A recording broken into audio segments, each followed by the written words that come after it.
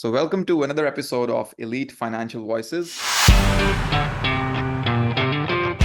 Today, the esteemed guest that we have with us today is Brent Mekosh. Brent is a certified financial planner, and he's the managing director with the Wealth Stewards. So, Brent, I saw on your profile that you, all the experiences that you have listed on your profile on LinkedIn. I saw that you've been in the financial industry since a long time, since back in February 1996. So, tell us about a little bit about yourself and how did you get started, man? Yeah, it's been a long journey for me. It was something that even as a kid I was very interested in. My father was also in financial services. And so I was probably, I guess there's a handful of kids that are at 10, 11 years old that are buying stocks in their UTMA accounts. But it's something that always interested me. And I didn't necessarily know the direction that my career would ultimately take. I kind of always figured I would get into the financial advising side, but it was a roundabout way for me to get into the business that we're in now. And we could talk about that little detour if you want, or we can dive right into what we're up to today. Yeah, I mean, I personally like to start conversation with a little bit of a lighthearted icebreaker sort of a question. So let me start with like this: if you could have dinner with any historical figure, who would it be and why? Oh man, are we talking living or dead or at any point? Any historical figure. Well, I mean, you'd have to. I mean, as a Christian, you'd have to say Jesus Christ would be the number one question by number one person by far. But if you had to have somebody, let's say in more recent history, I would love to down with Benjamin Franklin or George Washington or some of the founding fathers of this country. I think that they were men of absolutely tremendous, amazing intellect, and it would be incredible to have a conversation with them about what their vision for a society in the country would look like. As they were in the process of forming this thing, which I think has been arguably one of the greatest experiments that we've had in the history of the world, no question. Awesome, man. And now coming down to that, the personal, your personal side of the story. How did you get started in the financial planning industry in first place, and what motivated you to do this? Yeah, it was a somewhat roundabout way for me to get here, I think, relative to most. And I was in undergrad at the University of Colorado. I was a kid that grew up in New Jersey, was always interested in economics and finance. Went out to school, undergrad out in Colorado, and I had a professor of mine that I really thought was fantastic. He was a finance professor, and I was on the 4.5-year plan. I did not graduate in 4 years. I had a little too much fun skiing and spending time up in the mountains in Colorado. But he had said to me in that last semester, he said, "Well, what are you going to do when you graduate?" And at the time, I wasn't really sure. And he said, "Well, why don't you call my brother up?" And his brother was a $2 broker on the floor of the New York Stock Exchange, which for listeners that may or may not be aware of that, back when you had the physical trading environment, that the images that you're conjured up with everybody screaming and yelling on the floor together, that doesn't really exist anymore, but it certainly did in the mid-1990s. And he put me in contact with his brother. His brother said, come on down and visit me in New York when you graduate. I did. And he introduced me to some people that were running specialist firms, which the way that the New York Stock Exchange is structured, at least at that point, is you had a specialist firm or a individual specialist in charge of making markets in particular securities. So imagine that they were, again, the position doesn't really exist anymore, but the air traffic controllers of trading those securities. And you had a responsibility and obligation to be there on both sides of the market during extreme examples. You had to make a fair and orderly market. You had to agree to commit capital and all those different things. And the pathway, the entry into that was to get hired as a clerk down there, where you basically were doing everything from filling out, order reports for people to getting pretzels and potato chips and everything else for the specialist traders. And so did that, had a brief detour where I went to the Chicago Mercantile Exchange to trade futures. In 1998, went back to the floor of the New York Stock Exchange, and then ultimately got my seat and became a specialist trader down there. And absolutely loved it. It was an amazing time to be involved in the markets. It was the people that are listening to this. It was the Dick Grasso era, which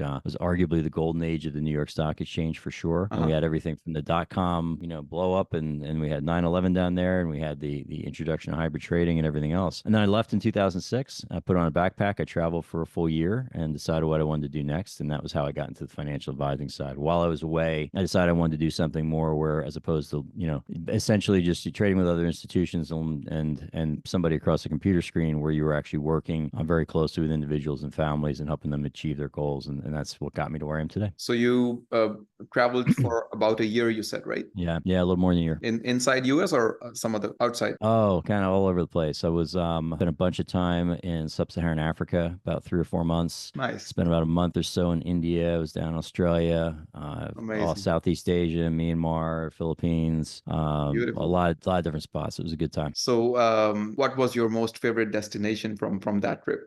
I think it's tough to pick a favorite destination because they were all very different. And it was a time for me of like really sort of great introspection. I'd come through this decade being down on Wall Street where you had everything from 9/11 that occurred where, you knew Mm, people that didn't make it to September 12th, to changes in the market. And there was a lot of things I think I needed to determine for myself. And shameless plug, it's not a finance related book, but I've got a book up on Amazon called In the Shadow of a Dark Star, which is about that experience. But that whole year that I was traveling were what was my favorite? Would be hard to say. I probably had the most fun in Zambia. I had the uh-huh. most profound experience in Varanasi, India. I had saw some wonderful friends that I stayed with in the Philippines and in Perth, Australia, and also down in South Africa. So it's hard to kind of encapsulate being in a year or so I was in 180 different beds roughly. So it's hard to encapsulate that into what's best and what's worst because it was all the whole experience was Yeah. pretty magical and No, something that I won't true. be Yeah. able to. Yeah. So, from what I'm sensing so far, you don't have favorites. You like diversity. Is that a true understanding here? Yeah, I think that one of my great passions, and it's a weird one to have, but I love Persian and Oriental rugs. And what's amazing about those is that you've got all the different colors and interplay of geometric shapes and colors and everything else. And what makes it beautiful is not that it's all the same color. What makes it beautiful is the fact that there's so much diversity in what you see there. And I think life is very much like that. I think that the diversity of foods and experiences and people and this whole experience. I mean, what are we what are we here for if we're not here to experience what this world has to offer in certain ways? Right, right, right. Awesome, man.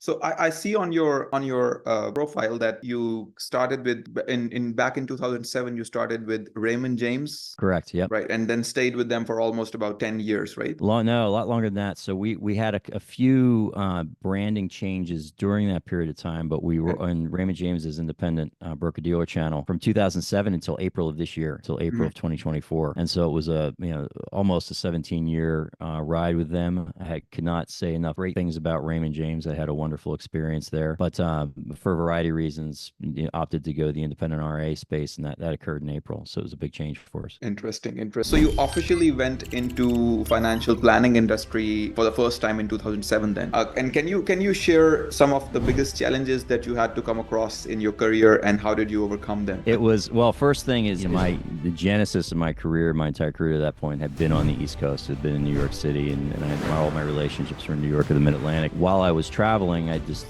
decided I wanted to live in the West. And so I came out here to Phoenix and eventually became a regional manager, but was a recruiter at the time about starting a branch office out here. And he had said to me, of course, I had $0 in AUM, nothing. And he said, why don't you join a branch first? You may not want to take on the overhead and do all the things it takes to operate an independent branch until you actually maybe get some clients. But I believed in what I was trying to do, and he apparently did as well, and he was able to waive some of the AUM minimums that RJ had at the time, and opened my business out here in the middle of 2007. And if you recall, what happened really coincided with the market high. We had the GFC, the financial crisis that occurred in the 2008-9, and it was an incredibly humbling time. I wouldn't change it for anything, but it was an incredibly humbling time because you're in a business that literally was falling apart around you, in an environment where people did not want to open their statements, for me, in a place that I had not developed any deep relationships yet. Forced you to do is it forced you to go out and try to get very creative in terms of meeting people, and in terms of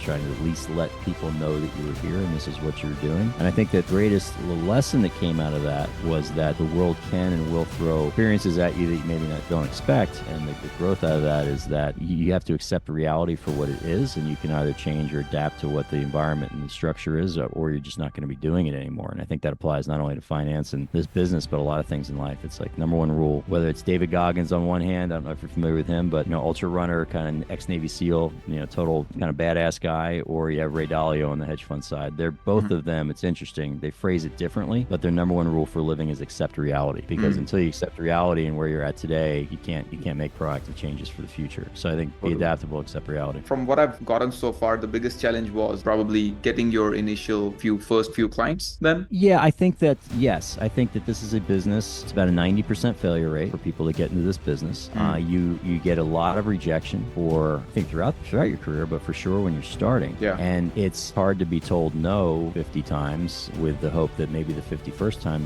there's going to be something that occurs there. But it's a lesson, I think, in persistence, and you're either believing in what you're doing, and it's a noble profession, and that one decision that we can potentially help people make can absolutely change their lives in the longer term, or you don't believe that. I think that my regional manager that I had at RJ is a guy named Bill Koonsman, who initially recruited me, wonderful guy, and he told me, I think once my business started to get some traction, the phrase that he gave me is, he said, the most successful guys in our business have a missionary zeal for what they're doing. And now the longer that I've persisted here and continued to expand the business, I believe that. I think that you have to agree that what you're bringing to the table is incredibly valuable, and you believe in the nobility of the profession. So from what I've understood so far, you've been doing this for a long time. I mean, at least for over 15 years, maybe more. This side of it, yeah.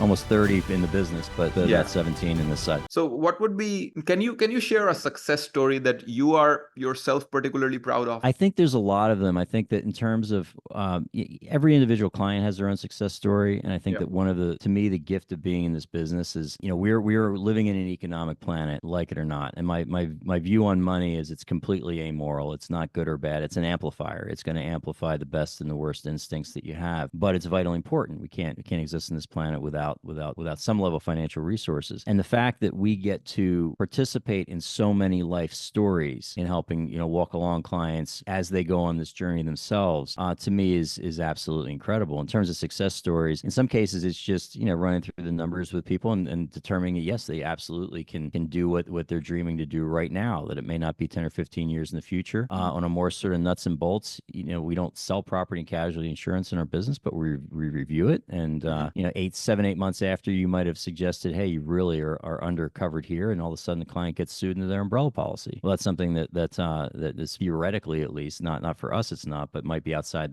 the scope of the business. But you saved them, that one decision saved them potentially millions of dollars. And or particularly for what our bread and butter is, working with those business owners that are either looking to transfer to the next generation, looking for a partial sale, perhaps a growth partner in private equity, looking potentially just for an outright financial buyer, and that you can't do that overnight. That takes, you've got to build that relationship for multiple years and prepare the business for whatever that transition event looks like. And then when it actually comes through and you have something that was put in place 5-6 years ago, and now there's a liquidity event or a really positive change in control or a massive expansion, I mean, it's so cool to be a part of that. It's an unbelievable gift to be a part of that. Yeah.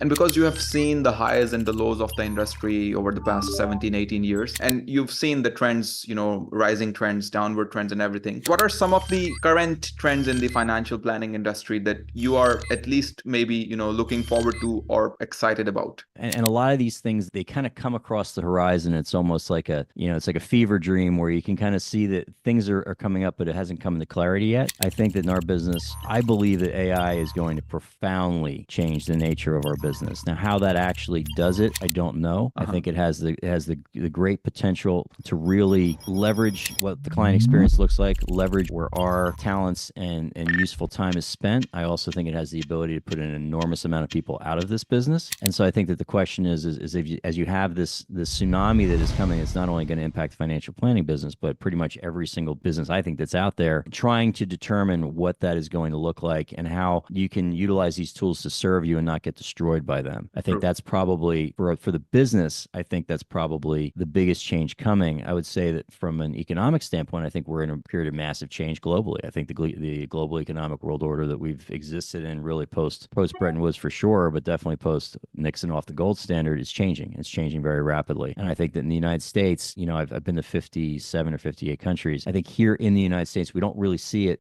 We don't see the changes that are happening in the world as quickly as people that are on the outside looking in. It's like in many places, you don't see what's happening so much with your own family. It takes somebody from the outside to say, hey, you know what? If you really notice that there's some things changing here. And I think that there's pretty profound changes that are happening around the world that are going to impact things economically and by default, of course, how we invest money. So you think AI is going to take over some people's financial planning business, right? I think it could. I think if you think that your business is pouring through documents to find the one tax credit or deduction or something that's been missed, or the hole that's in the insurance, or that you're underweighted in terms of this specific asset class, and if you built your business business on that, on the technical side of it, I think you're going to get blown out of the water. Now, I think you have to have the technical expertise to go along with the advice that you're giving, and you also have to, AI stuff, because I've been spending a lot of time on this. I mean, it hallucinates, it makes stuff up. So you have to be able to determine if the information it's giving you is good or bad. To what I think it will do, at least I'm kind of banking that it's going to do, quite frankly, is I think that it's going to free up so much time for both, myself, my partner Jeff, other advisors we have on our team, and the staff to go out and do what the AI can't do, and that's really focus on serving the client and True. walking along with them. Because I mean, even think of it from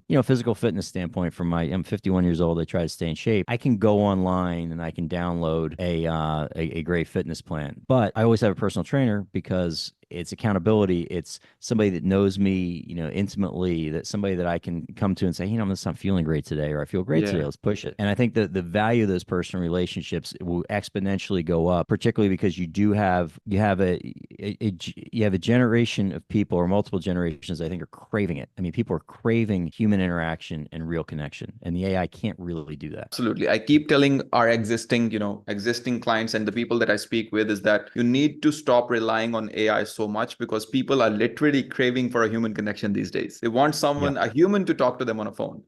That's all they want. And if you can just show up on that phone call, that might just, improve your chances of building a true relationship with them and eventually signing them up as a client. And I think to that point, for people who are listening that might be considering getting into this business, I think that first and foremost, you got to love your clients. And this is first and foremost is a people business. And so you really got to love people to be in this business, for sure. And I don't believe that the AI tools that are out there at this point anyway, they might be able to pretend that you maybe get that impression, but it's not real. And I think they're craving things that are real right now. Yeah. But because you've mentioned AI quite a few times, what are you currently doing specifically in your business to make it a good blend of AI and human interaction? Are you doing anything specific? Yeah, I mean, we got a number of tools that we use. For us right now, what it does is it really helps organize information and what the workflow looks like. And right. I think our usage of it is in its infancy in terms of where it can possibly go. But even in terms of that, I mean, generating a CRM note after a client meeting, obviously you have to be very careful with PII and everything else. But to do that in depth and in detail in the past probably would have taken me 45 minutes to really in detail regurgitate and talk about all the different key points that I got. Yep. Now you just voice to text, AI is going to organize it for you, and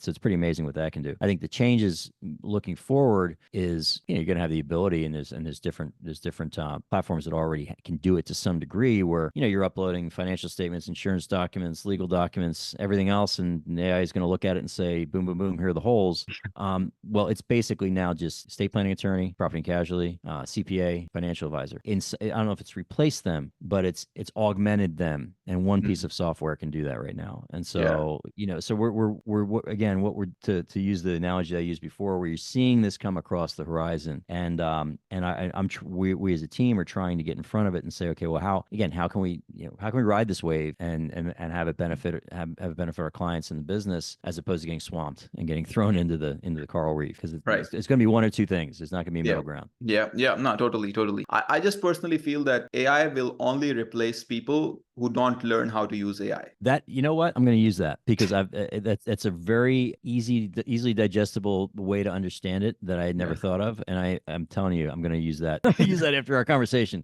Sure, it's going to replace people who don't know how to use it. Yeah. And people that are afraid of it. Yeah. Sorry. So Brent, we are almost halfway through. And what we do halfway through is we play a quick game called Financial Fast Facts. I'll ask you a series of rapid fire questions, and you need to answer as quickly as possible. Can I use ChatGPT? No. All right. All right, let's go. What's the first financial product you ever bought? Individual stock. I bought stock in Jaguar. Back when it was still before Ford Motor Company bought them. We're talking now, it had to be in the 1980s. My dad let me buy stocks in my UTMA account. And at the time, you could buy an ADR in Jaguar. And I loved Jaguars at that time. I thought they were like so gorgeous. Think of like your mid-1980s S-type Jaguar. And so I bought Jaguar, and Ford did buy them, and I made a little bit of money out of that. All right. Yeah. And if you had $10,000 to invest right now, where would you put it? What's my time frame? What's my horizon? No, nothing, but just go with the flow. I mean, just you have $10,000 to invest right now, no time frame, nothing. You just invest it somewhere. What would be your first choice? Yeah, it would probably be because I've got limited base to work with. I would probably do some kind of hyper growth fund, quite frankly, because if it's kind of found money and there's no time frame, Uh-huh. then I'm going to swing for the fences. Maybe something small cap growth, something that I think is going to potentially be extraordinarily volatile, but I don't have a time frame, so I don't care. Right. Gold or cryptocurrency? That is a great question. And I think that there is a place for both. I'm very interested. I think the metals to me, there's no asset class that I have a greater emotional issue with than the metals. Because on one hand, I think of the parable of the talents. Well, the servant that buried his money in the backyard was the one that ultimately got punished for it. And the metals are that kind of asset. They don't pay me interest. They don't grow for me. They don't do anything. However, they're a phenomenal store of value, and it's been money for thousands of years. And you have all these stories of people arriving from the boats in Vietnam to leaving Yep. leaving Russia after the revolution that had coins sewn into their clothing, and they had something to start with. And so I view the metals for sure. We do have an allocation to the metals, and I think it's a tail risk asset that you own because you kind of have to, and it's been a really good one to own at least in the last year or so. So I'm generally favorable within limit. To me, the cryptos are really interesting in the sense that I think that blockchain and these cryptocurrencies that sort of ride on top of that are going to be seismic in terms of the changes that are going to come. I mean, if we talked about the internet in the 1990s, you and I wouldn't imagine the world that it created, but it was significant. And so in terms of what's the surviving currency out of that? Is it Bitcoin? Is it Ethereum? Is it something we don't even know yet? I don't know. I think there's a place for both. I think that, and this is not, I'm in the RA world now, so I'm still kind of in the broker dealer mindset. It's not advice to buy it or sell it. For me, I own some cryptos because it's like, I want to understand it, and I'm not going to pay attention to it if I don't have skin in the game. So that's why I've got some Ethereum and Bitcoin, Yep. and it's kind of a wild ride to watch. But I think there's a there, but it's still the Wild West, and I'm not sure what's going to come out of it yet. Okay. All right. Now coming back to the rules of this game. So you need to answer as quickly as possible and Oh, sorry. shortly as possible. Okay. You got it. My bad. Yeah. I apologize. All right. Let's get on that again. So, Yes. what's your guilty player purchase? My guilty Player purchase. purchase? Yeah. Oh, watches. Watches. Okay. Mhm. Beach vacation or a city break? As I get older, beach vacation. Used to be the city, but beach vacation. Coffee or tea? Coffee, no question. Who's your financial hero? Financial hero, probably my dad, father. My dad always got phenomenal lessons from day one from my father. Quite interestingly, I was just on a podcast. I just recorded an episode before this one, and there was John from Raymond James, and he exactly answered the same way. He said, "My dad." Yep. Yeah. So one word to describe the stock market in 2024. Yeah, you're stumping me with that. Calm. Calm. Okay. Calm. Interesting. Relative to the last few years, I would just say calm. All right. So But you we're got me moving with on. that one. Yeah, we're moving on to our last few questions. Credit cards, friends or enemies? Friends, when you Stocks or real estate? hey, did I lose you there a second? Stocks or real estate? Sorry, I think I lost your connection. Credit cards, I said friends, provided they're used correctly. Sorry, Right. Stocks or real estate? absolutely both. Both. Okay. What is the best way to save for retirement? Pay yourself first. Sounds cliche, but it's true. All right, great job. That was fun and insightful, Brent. Now back to our main discussion. I'd like to understand, like from a client needs and solutions perspective, what are the most common misconceptions your prospects possibly have about financial planning? I think that you can time the marks, and because I was in the business, obviously in the early part of my career, obviously we were trading, but we had an edge. We were at point of sale, and we made markets in the same stocks every day. We knew who the players were, and that market doesn't even exist anymore. I think that the key to success in investing is time and a calculated neglect, not neglect, but a calculated neglect. And I think people that believe that they can time the markets, maybe there are a few people around the world that truly can do it. I know that I'm with a trading background where at my peak I was trading $500 million to $1 billion of Bear Stearns' money every day. That's a bad bet to make. Okay. All right. And while financial advisors and financial planners have different ways to ensure that the clients get the best possible advice and solutions, how do you particularly ensure that your clients are being taken care of in the best possible way? I think it's time and energy spent with them and learning what their needs are. Because in some cases, that's why you've really got to know them, and you've got to understand that behind the statements and the numbers and the insurance policies and everything else, there's people that have a lot of stakeholders, whether it's employees in their business or it's family members or it's elder parents that they have to take care of. You name it. There's so many successful people have so many stakeholders that you have to also know what their goal is to achieve with all those people as well. Got it. And Sorry. Sorry. So what do you prefer in terms of meeting clients? Do you prefer in-person meetings, or has it more been virtual since COVID? You can't beat impersonal. I think that to me is incredibly important. But the benefit that came out of COVID, if there was one, is that it moved everyone ahead in being able to use these virtual tools. And so you can get so much done in the virtual world, so that when you do have those in-person discussions, they're far more meaningful. But I prefer in person. I mean, to me, it's people business, and I like to be with the people one-on-one. Gotcha. All right, awesome. And has COVID affected your business in any way? Prior COVID and post COVID, what's the difference that you felt in your business? I think that need for personal connection is probably more important than ever, because COVID isolated everyone, and not everyone has truly come out of that. But then also what it did do is it pushed the world forward years and years and years in terms of being able to, again, use these virtual tools. The virtual tools, are they good or they're bad? They're both. Yeah. It's just how you're using them. Right. Awesome, man. And now coming on to, because we come from a marketing background and we've been working with people like you for the past 4 years now, and after having managed a few $1 million in ad spend and in marketing, what strategies are you currently particularly using in terms of, growing your business? And what has been your most favorite marketing campaign that you've seen recently? Yeah, I think that's a really good question, because I think that it's a puzzle that needs to be figured out in our profession, because most people, I would say, that are in our business, and our business would be included in this. Yep. The referral base is coming from either centers of influence, CPAs, attorneys, people that you know very well, or internally from the book. And then there's the kind of odd thing that comes across as well. I think that so much of my purchasing decisions now are made in the virtual world prior to actually even entering the physical world. If you're going to buy a car, I've already researched this thing up and down. So what I've found is, we do a podcast as well with our practice. We have about 85 episodes now. It's been a couple of years. And when we committed to doing that, the goal was not that our phone was going to ring after we started doing these podcasts, but we figured it was going to come up in some capacity. And it has. We've had clients that have joined us since that point that,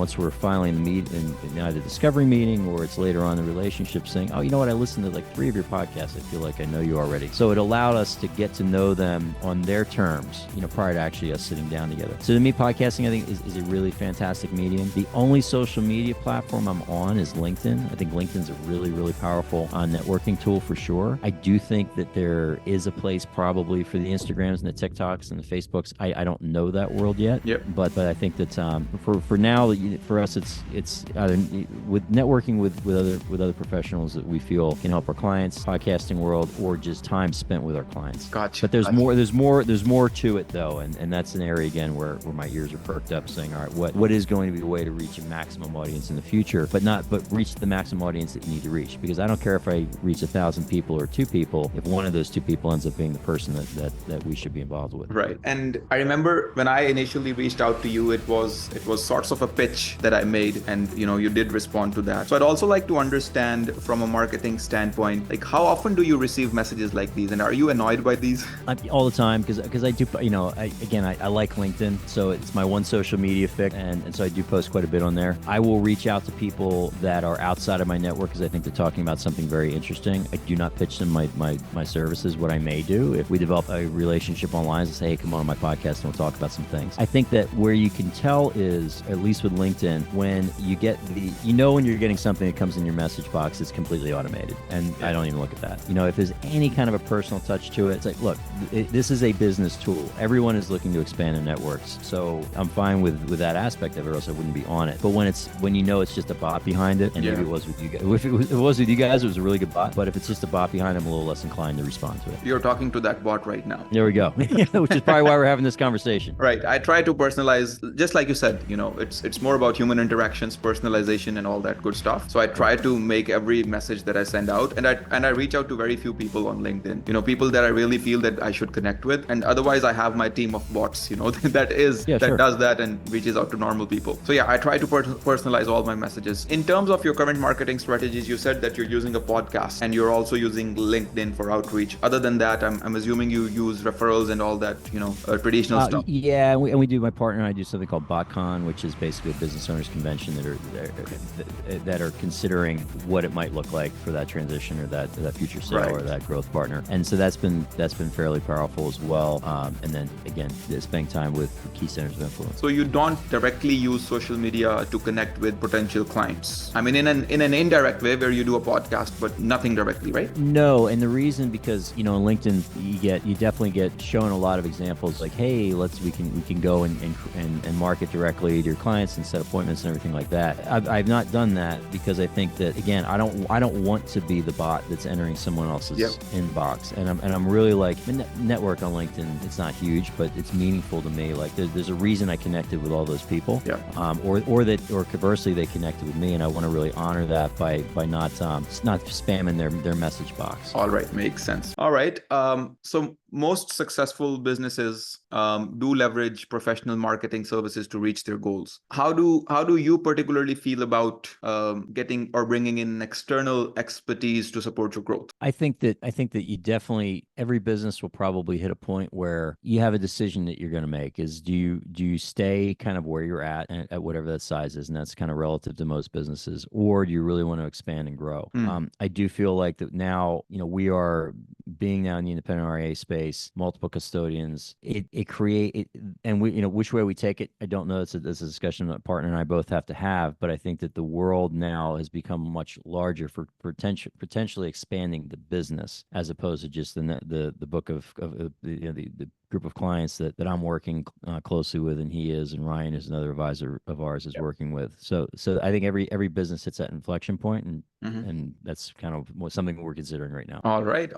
So moving on to the concluding part of this episode here today. And because you have been doing this for a long time, what advice would you give to someone who's probably just starting out in the financial planning industry? It's hard. It's really hard, and to accept and embrace that. And that, again, I know I sound like a broken record with this, but it's fundamentally a people business, and you've got to fall in love with the people that you're out here serving. And if you can do that, and you've got the technical skills and the expertise to go along with that, it's a phenomenal business, because you're limited really by what only your own personal capacity is, or the capacity of your team, or the capacity to get your message out there. So I think it's a fantastic industry to get involved in. But again, there's a reason that about 9 out of 10 people that decide that they want to get on the advisory side just don't make it. I mean, is it a test of time that people don't pass, or is it perseverance that people don't have, or patience that they don't have, or is it just the skill set that they need to acquire to further grow themselves? That's a really good question. I think that